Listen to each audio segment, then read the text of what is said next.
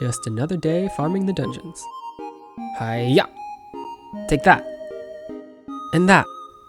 Sweet, sweet loot, you are all mine. Phew! It's been a long day. Let me just rest against this tree. Hey, is that a fairy? Oh, hey little guy, Oh, wonder where it... Oh, Alright, no more fairies. Hey, was this plant here before? Oh!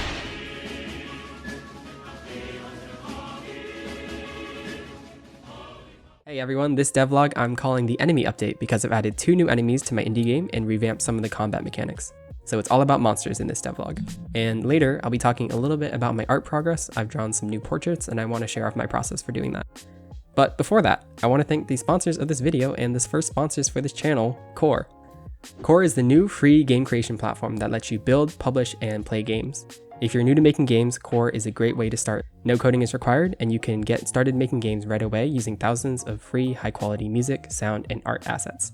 But if you'd like to get deeper, and I know some of you do, Core still lets you create your own game logic in Lua. You can build games from scratch or remix and reimagine content shared by other creators. And when you're ready to publish, your game will go live instantly on the Core platform with a click of a button.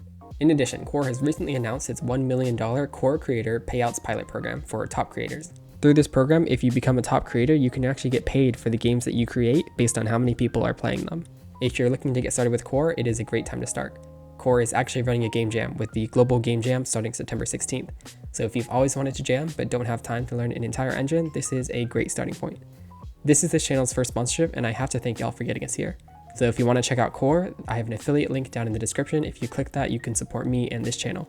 It's completely free and a great place to get your feet wet with game development. Thanks to Core for sponsoring this video, and without further ado, roll the intro.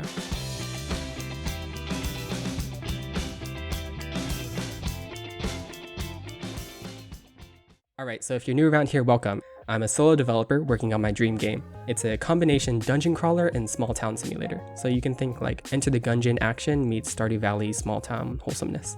If you want to loot dungeons and woo local townspeople with your riches, or if you just want to hack and slash your way to small town fame, this game's got something for you. Anyway, so fun stuff first. I want to welcome the new enemies to the dungeon. So our first little guy is a mandrake. It's a grumpy plant that keeps to itself, firing out 3 leaves that spiral out in the wind. But be careful to wake it, because if you come close enough, it'll burst out of the ground and start chasing you at a rapid speed. If you let it get close enough, it'll jump up and detonate, spraying out a pattern of leaves in a great kamikaze explosion. Best to keep your distance from this one. Also, beware of mandrake patches, because if you just kill one of them, its companions will burst out of the ground and chase you from any distance. I started by drawing the mandrakes in my ever-continuous effort to get better at pixel art here on KalechippsDev. Animating a run cycle with 1 pixel wide legs is a challenge, but with some elbow grease, it got to a state where it looked decent. I am definitely going to come back to this and give it the attention it deserves eventually, but for now, it looks like a walk cycle, and I'm taking that as a victory. After that, I just had to drag it into the project, click play, and... Oh, no, that's not it. Okay, let's try again. I just had to drag it into the project and... Yeah, no. Okay, so after a totally short and not at all complicated and backbreaking amount of work, the mandrake will hide when you approach, and once it gets triggered, it'll run up to you and try to explode. It actually only drops loot if you kill it yourself, so if it does the kamikaze explosion, it won't drop any loot because, you didn't actually do any work to kill it. So that gives you extra incentive not to avoid getting too close. Before we get to the next enemy, I want to share a little bit about the mandrake AI. So it actually has the same pathfinding behavior as the skeletons, which is this algorithm called the A-star pathfinding algorithm. So A-star uses a grid to find a path to the player, and the enemy follows that path. But it's costly to calculate, so instead of recalculating it each frame, the mandrake only updates every quarter second or so. But since the mandrake moves so fast, this meant that it sometimes is following a path that is not completely updated, which makes the mandrake move in weird directions sometimes. So without changing the update speed, I was able to fix this by only using pathfinding behavior when there actually isn't a clear path from the enemy to the player. So before, I was using pathfinding no matter where the enemy was in the room, but now I only use A-star when its path is blocked so it can figure out a way around any obstacles. Otherwise, it just follows a straight path towards the player. It took a little bit of creativity, but this is actually a solution that uses less resources and looks better as well, so I'm super happy with it. Alright, that's enough for AI talk. Alright, next up is the Lumi, a shy fairy that guards the forest. They get spooked and disappear when you enter a room, only to appear at a new random location and fire out 3 rounds of light projectiles that damage you on contact. Then you have a small window to attack before they disappear and reappear a safe distance away, starting the chase all over again. The Lumi was actually giving me some problems because each room needs to detect when all the enemies in it has been defeated, but when the Lumis disappeared, the room actually thought that the Lumi was just like dead. So the room would open the doors and let you leave while the Lumis were still hidden. This required some refactoring of the code to not rely on colliders and actually rely on counting the enemies in the room, but for the cool interaction of having the Lumi disappear and reappear, I thought it was worth it. So the items that these two drop, the Mandrake drops a Mandrake leaf, which can be consumed for a minor heal or sold and gifted in the town, and the Lumi drops Lumi dust, which I haven't figured out a use for yet, but it'll probably be some kind of magic material or valuable. Alright, so those are the two new enemies I've added into the game so far. Next, I want to talk a little bit about game feel. So with the new enemies in the dungeons, I thought it was time to give the combat a little more oomph. This is the concept of game feel, or making game systems that feel responsive, satisfying, and full of what game designers call juice. It's easy to feel, but hard to recreate. Essentially, it's just what makes a game exciting and powerful. One of the first things that I added was a health bar above each enemy. This was meant to give you a sense of progress as you hack away at a health bar for an enemy and build anticipation of the moment when you finally land the killing blow. It's subtle, but there are actually two layered health bars, a red one and a white one. The white bar shrinks slower than the red one does, so it shows you how much damage you've dealt. It's sort of hard to explain, but it's sort of similar to effects that you see in games like League of Legends, where this red part of the bar shows recently dealt damage and makes huge bursts more satisfying. To pair with this, I added text pop-ups that show you how much damage you've dealt.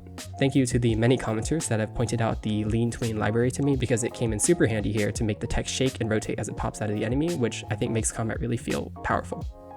The real icing on the game feel cake though is the new knockback system. I was actually a very novice Unity developer when I started this project, and it shows in some of my earlier code, and unfortunately that means all of the movement-based code. So right now the code for the player and enemy movements sets the rigid body velocity each frame. This is fine and all, but it means I lose the ability to use methods like rigidbody.addForce and any acceleration at all, because they'll just be ignored and reset each frame when the velocity is reset. I thought this meant that I would have to seriously refactor my movement system in order to have proper knockback, which is something I really wanted because it would feel cool to really hack at an enemy and have it like burst back. But I found a cool solution by treating knockback as independent from velocity. So right now, each movement agent actually has a velocity vector 2 and a knockback vector 2, and the velocity that is sent to the rigid body is a combination of these two. This way I can manipulate the two systems separately and still have full control over them without having to actually use any rigidbody.addForce or acceleration. I think this is more performant than true physics deceleration anyway, and it gives me more control, so overall I'm really stoked with the results. My tip to developers out there running into problems like this: code really is more powerful than it seems, and a few simple lines can make some really awesome behavior with a little bit of creativity.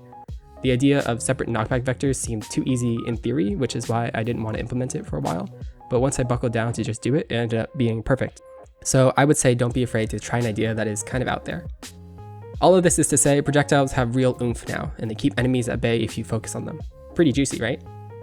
Finally, I attempted for a long time to make visually appealing trails for particles. Here are the two final incarnations that I came up with. There's this one with hand-drawn dust sprites, and the second one that uses Unity's trail renderer. I'm not sure which I prefer, or if I just like the projectiles without any trails, so I'd appreciate if you guys had any opinions in the comments about which system looks best. Alright, this week's checklist was looking pretty good. 2 enemies? Check. Game feel? Gotcha. Practice art? Oh, well, yeah, practice art. Yep, that's right, I'm not giving up even despite how mediocre my first attempt was. Thank you to everyone who was so kind in the comments, but this girl really isn't cutting it. So anyway, I've been working on better NPC portraits. Especially if you're a programmer and have always wanted to get into art but you don't know where to start, I've boiled it down to a guide that you can follow. So first, I start by picking a skin color and finding a good range of shades, at least 3 lighter and 3 darker than the base skin color. This results in a flesh blob, but I found that picking the colors beforehand lets you focus on shades that work really well together, so you don't have to hastily pick clashing colors later on. Then I draw a silhouette for the person and give them a basic torso and some clothes. I've tried using true to life proportions for this, but I found that for a highly stylized art like pixel art, this matters less. And I just focus on trusting my eye and sort of carving out a good looking profile, and that's worked better for me personally. Throughout this process, it's really important that you have a horizontal symmetry tool. It helps a lot. Then I draw the eyes. Now, pixel art eyes have a sort of magic to them because you have so few pixels to draw the complexity of an organ like the human eye. The trick is really less in the shape of the eye and more in the shading. So you can still have a very boxy looking eye, but make it look complex through the shades that you use. Here's an example of how just a simple shadow will really make the eyes come to life. From there, I use the shades from the beginning to sketch out facial features like the brow line, the ears, the nose, the mouth, and the eye. Again, true to life proportions aren't really useful here, I just sort of trust my eye and go with it. It's best to stay simple here, and I use semitones to soften out hard edges like the thin mouth or a hard brow. Then I finish up by drawing the hair. For this drawing, I was going for this asymmetrical kind of side-swept hair, and I found for highly asymmetrical features like this, it helps to flip the canvas often so you can refresh your eye. Personally, drawing the hair is my favorite part, and with everything else on the face being super symmetrical, you can kind of have fun here and just go avant-garde. And finally, I finish off by just experimenting a little bit. I was having fun drawing some facial hair once I'd finished. I was kind of just doing this as a joke, but it really surprised me when I really liked this beard look, and I may even end up keeping it. And there you have it. That is my patented pixel portrait process.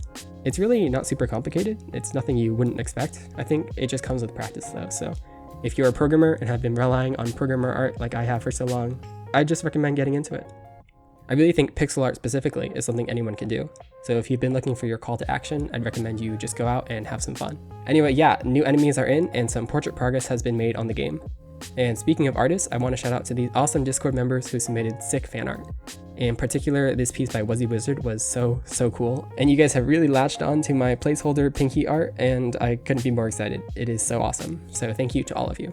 Anyway, to all of you who aren't in the Discord yet, if this art isn't proof enough, we have a really vibrant community filled with so many talented people that blow me away each day. So if you haven't yet and you want to join, link is in the description.